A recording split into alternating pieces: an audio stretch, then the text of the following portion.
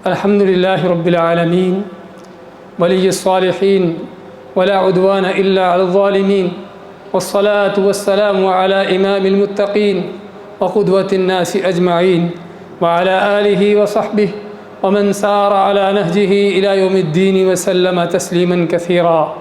أما بعد، قال الله تعالى: ونبلوكم بالشر والخير فتنة وإلينا ترجعون. اللہ تعالیٰ فرماتا ہے کہ ہم تم کو کبھی نقصانات سے اور کبھی نعمتوں سے آزماتے ہیں اور پھر تم کو ہماری طرف لوٹ کے آنا ہے.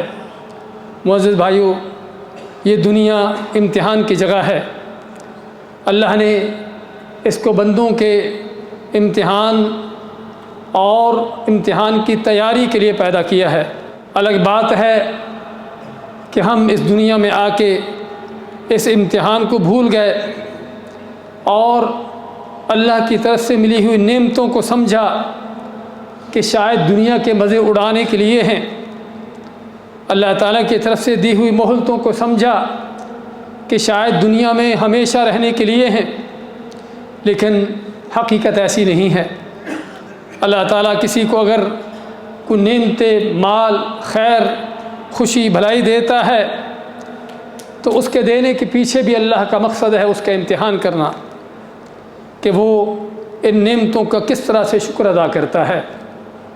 اور اگر کسی دوسرے کا امتحان لیتا ہے کسی تکلیف سے، مصیبت سے، کسی نقصان سے، تو اس میں بھی اللہ تعالیٰ اس کا امتحان لینا چاہتا ہے ان مصیبتوں سے، تکلیفوں سے، کہ کہاں تک صبر کرتا ہے. تو ضرورت ہے دنیا کے اس مقصد کو سمجھنے کی اور دنیا کے اس حقیقت کو جاننے کی کہ دنیا میں جو بھی کچھ انسان کو مل رہا ہے اللہ کی طرف سے سبھی کا سبھی امتحان کے طور پر ہے، آزمائش کے طور پر ہے. اور یہی وجہ ہے کہ اللہ کے نیک بندے، صحابہ، تابعین، سلف صالحین دنیا کو اسی نگاہ سے دیکھتے تھے. اگر ان کو کوئی بڑے عہدے، منصب، فتوحات، کو بڑی نعمتیں مل جاتی تو تب بھی فوراً ان کے دل میں آتا کہ اللہ کی طرف سے امتحان ہے اور مجھے اللہ دیکھنا چاہتا ہے کہ میں اس میں کامیاب ہوتا ہوں کہ ناکام ہوتا ہوں. اور کبھی اگر مصیبتیں، تکلیفیں، کوئی اور اس طرح کی آفتیں آ پڑتی تو تب بھی ان کو امتحان اور ان کو آزمائش سمجھ کر گزارتے. تو ضرورت ہے اس حقیقت کو مد نظر رکھنے کی ہمیشہ. اور جب انسان اس حقیقت کو مد نظر رکھتا ہے تو پھر اس کے ہاں دنیا کا تصور بدل جاتا ہے. اس کے ہاں پھر دنیا آخرت کی تیاری کے لیے وقت ہے. دنیا اس کے لیے آخرت کے لیے اپنا عمل پیش کرنے کے لیے موقع ہے اور اللہ کی طرف سے آنے والی ہر خوشی غمی اس میں اس کا مقصد کامیاب ہونا ہوتا ہے. تو ضرورت ہے بھائیوں اس مقصد کو سامنے رکھنے کی اور نہ جانیے کہ دنیا مزے اڑانے کے لیے ہے. اکثر و بیشتر جب کوئی تکلیفیں آتی ہیں، آفتیں پڑتی ہیں، کوئی زلزلے، طوفان آتے ہیں تو لوگ حیران ہوتے ہیں کہ یہ کیوں ہوا، ایسا کیوں ہو رہا ہے. پہلی بات تو یہ ہے کہ ایسی چیزیں انسان کے اپنے گناہوں کی وجہ سے ہیں. وما اصابکم من مصیبت فبما کسبت ایدیکم. اللہ تعالیٰ فرماتا ہے کہ جو بھی تمہیں تکلیفیں، مصیبتیں آتی ہیں وہ سبھی تمہارے اپنے ہاتھوں کے کرتوت ہیں، تمہارے اپنے کیے ہوئے اعمال ہیں. اور دوسرا یہ کہ اللہ تعالیٰ ان چیزوں سے بندے کو آزما رہا ہے. اس لیے ضرورت ہے ان آزمائشوں کو جاننے کی اور آزمائشوں کو اس مقصد کو سامنے رکھنے کی.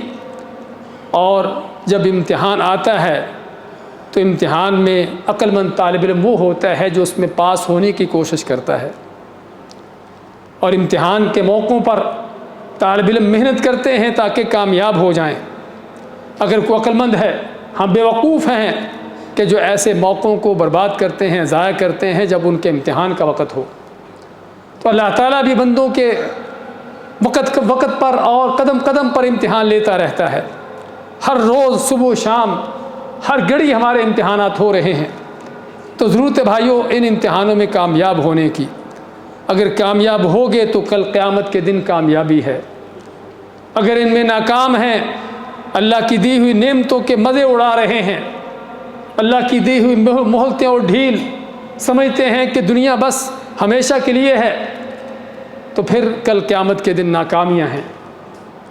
ہاں، قیامت کے دن وہی کامیاب ہونے والے ہیں کہ جنہوں نے دنیا کی اس حقیقت کو سمجھ لیا، اور یہ بھی جان لیں کہ کسی کے اوپر کوئی آفت کا، مصیبت کا آ جانا اس بات کی دلیل نہیں ہے کہ وہ اللہ کے ہاں بہت گرا ہوا ہے، بلکہ ہم اگر دنیا کے امتحانات کے لحاظ سے دیکھتے ہیں کہ دنیا کے امتحانات کس کے لیے جاتے ہیں، کہ جس کو اس امتحان کے لائق اور قابل سمجھا جاتا ہے، اور جتنا کوئی اعلیٰ معیار پر ہوتا ہے اتنا ہی اس کا امتحان بھی بڑا ہوتا ہے۔ پرائمری کے بچے کا امتحان اس کے لیول کا ہوتا ہے، اور ماسٹر پی ایچ ڈی کی ڈگری حاصل کرنے والے کا امتحان اس کے لیول کا ہوتا ہے۔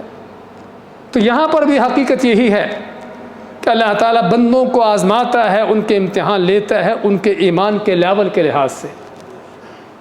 ہاں، بعض ایمان کمزور ہے، قریب ہے کہ ممکن ہے ویسے جاتا رہے، اللہ پھر ان کو چھوٹی چھوٹی تکلیفیں دیتا ہے، چھوٹے چھوٹے امتحانات میں ڈالتا ہے کہ اس میں بھی کامیاب ہوتا ہے کہ ناکام ہوتا ہے۔ اگر ایمان مضبوط ہے، طاقتور ہے، قوی ہے، اعلیٰ معیار پر ہے، تو اس کا امتحان بھی اتنا ہی بڑا ہوتا ہے۔ اس لیے نبی کریم صلی اللہ علیہ وسلم کا فرمان ہے کہ سب سے بڑے، سب سے کڑے اور سب سے عظیم امتحان کن کے ہوتے ہیں؟ انبیاء کے ہوتے ہیں، نبیوں رسولوں کے ہوتے ہیں۔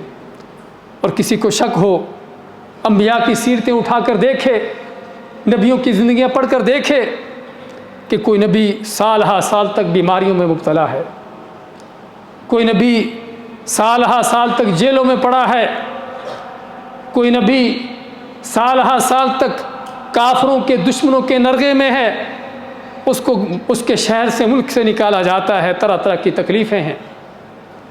کیا پتہ چلتا ہے کہ جو حقیقت ہم نے بیان کی ہے کہ دنیا امتحان کی جگہ، اگر امتحان نہ ہوتا تو انبیاء کا نہ ہوتا، کیونکہ پہلے ہی وہ اونچے مقامات پر ہیں، لیکن اللہ ان کا بھی امتحان لے رہا ہے، بلکہ ان کا امتحان اور کڑا ہو رہا ہے۔ تو یہ حقیقت ہے بھائیو، جسے سمجھنے کی ضرورت ہے۔ آزمائشیں آتی ہیں، آفتیں آتی ہیں، مصیبتیں آتی ہیں، کبھی کسی فرد پر آتی ہے، کبھی کسی ملک پر آتی ہے، اور اسی ضمن میں آج کل لیبیا اور مراکش وغیرہ میں جو آپ زلزلے اور وہاں کے طوفان سن رہے ہیں کہ ایک دو نہیں، سینکڑوں نہیں، ہزاروں کی تعداد میں لوگ موت کا لقمہ بنے ہیں۔ اللہ تعالیٰ ان کا بھی امتحان لے رہا ہے کہ وہ کہاں تک صبر کرتے ہیں، اور ہمارا بھی امتحان لے رہا ہے ان زلزلوں کے، ان طوفانوں کے پیچھے کہ ہمارا کیا موقف ہے، ہم اس کے بارے میں کیا کرتے ہیں، کہ ہمارے سینے کے اندر بھی وہ دل ہے کہ جو ان کے لیے درد رکھتا ہو، ہمارے سینے کے اندر بھی وہ دل ہے کہ جو ان کے لیے کوئی دعائیں کرتا ہو، یا کہ ان کا معاملہ ان کے ساتھ ہمیں کیا۔ ہاں، ایسا نہیں ہے، اگر آج ان کے ساتھ ہوا ہے تو کل آپ کے ساتھ بھی ہو سکتا ہے۔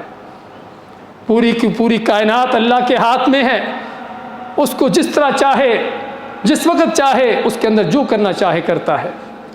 اسے نہ سمجھیں کہ اگر کسی ایک قوم کے اوپر، کسی ایک علاقے کے اوپر کوئی اس طرح کی آفتیں آئی ہیں تو ہم تو بڑے محفوظ ہیں، ایسی چیز نہیں بھائیو۔